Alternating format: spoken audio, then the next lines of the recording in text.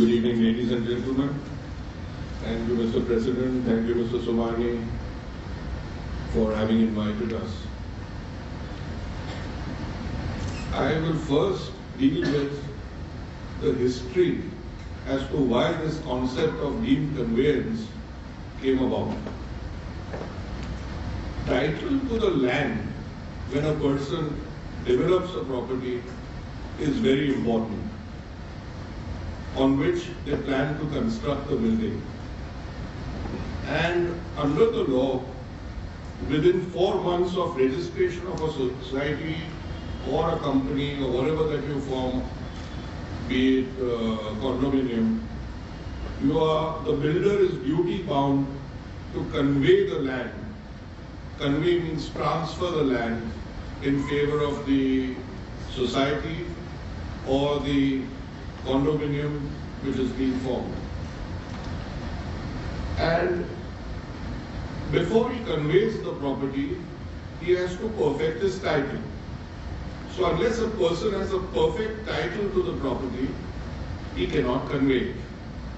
So what these builders used to do was, whenever suppose they had an imperfect title, they would take their own sweet time and not convey the property to the society at all.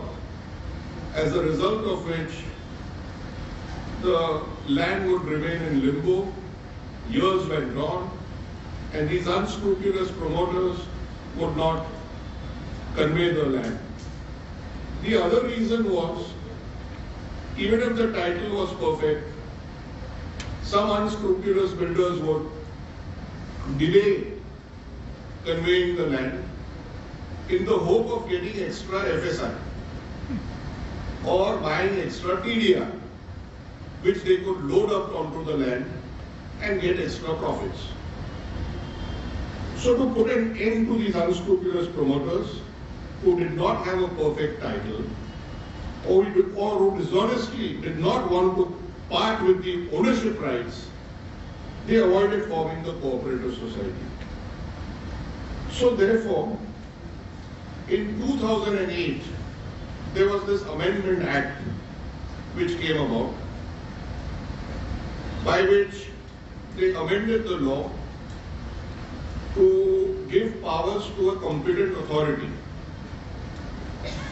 which would have powers to convey the land without the promoter being present. So from 2008 to 2010, it took them 2 years to frame rules, and therefore rules were formed in 2010, 27 September 2010, which gave powers to a competent authority which was constituted under these rules to give a certificate to the registrar that there is, they would examine the case, the person would file an application that this is a fit case where a conveyance should be granted without even the promoter at times being present. So in summary, this is what a deemed conveyance, it's a unilateral deemed conveyance as they call it, without the builder even sometimes being present. So suppose the society files this Form 7 with the competent authority and fills in the ingredients that, these are the people who have bought the flat, they've paid full stamp duty on it, but the builder is not transferring the land. Then the competent authority would hold an inquiry, he would even give notice to the promoter. And if the promoter does not come forward, he will grant what is called an order and certificate, by which the sub-registrar will be called upon on payment of whatever stamp duty which my friend is going to deal with, and perfect a title in favor of the cooperative society or in favor of the individuals if it's a condominium, and thereby complete the title and ownership of the society.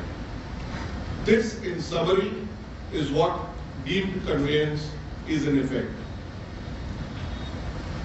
I'll just deal with some of the things which are required to be filled in Form 7. The applicants must state their identity. So if it is a cooperative society or a company or an association of apartment owners, that is what has to be stated. Then this society or company or association of apartment owners by a resolution should appoint some person as their authorized representative to sign on behalf of the group of people as a representative. The other thing which they have to say is very important is that the society or the flat owners are in possession of the land. So possession of the land is very important because after building the building, these promoters, after giving possession, they just lie back and don't convey the land. Then the other thing which the competent authority will look into is whether all the documents, purchase flat documents, have been stamped and registered. Then he will give a reason, then he will give notice to all the people concerned, and he is supposed to give a certificate usually within 6 months from the date on which the application has been filed. And the certificate will state that it is a fit case for enforcing unilateral, the important thing is unilateral execution of conveyance deed, conveying the right, title and interest of the promoter in the land in favor of the applicant as a deemed conveyance. So the difference between a deemed conveyance is usually it's unilateral if the promoter doesn't arrive. Otherwise, normally what would happen is by agreement of parties, there will be two parties. The promoter would be a party. So in this case, even if a promoter is not present, the certificate will be issued and then they go to the registrar and register the documents. So this in effect is what deemed conveyance is all about.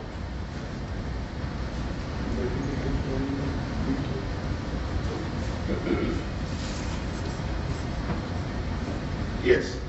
Now coming to cases, suddenly the courts have been flooded also with cases, and there are a number of cases which have come about. Most of the cases that the courts decide are in favor of the flat purchasers and in favor of the societies. Their courts are taking a very strong stand against these promoters who are trying to delay the conveying of the land in favor of these people. There are a number of cases which I have, but in essence, this is what the courts are deciding. And even if you have if it's a fit case, the other important thing which I forgot to tell you was, in the application form 7 that you fill in, you have to write that there is no dispute as far as the with the builder pending in any court. So the main thing is there should be no dispute pending in any forum, and that is what has to be put on affidavit by the person filing this application. Well, the registration and the stamp aspect will be dealt with by my friend. Yes. Will it also be applicable to the leasehold property? Question will come later. Yeah, we'll deal with all your questions after everyone has elucidated on the point. So with this, I give the mic to my friend.